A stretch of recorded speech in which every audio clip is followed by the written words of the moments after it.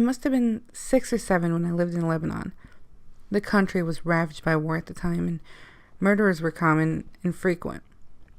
I remember during a particular vicious era, when the bombings rarely stopped, I would stay at home sitting in front of my television watching a very, very strange show. It was a kids' show that lasted about 30 minutes and contained strange and sinister images.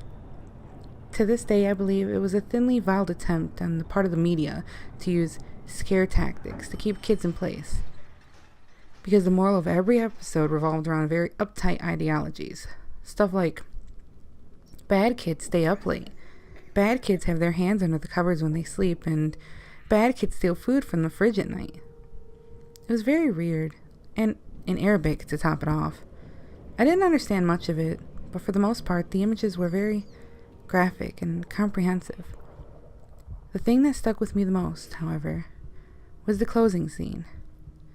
It remained much the same in every episode.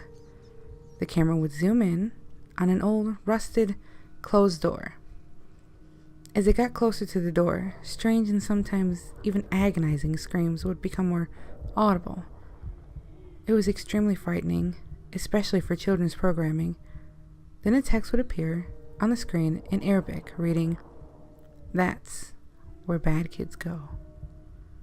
Eventually, both the image and the sound would fade out, and that would be the end of the episode. About 15 or 16 years later, I became a journalistic photographer.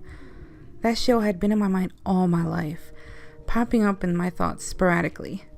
Eventually, I had enough and decided to do some research. I finally managed to uncover the location of the studio where much of the channel's programming had been recorded.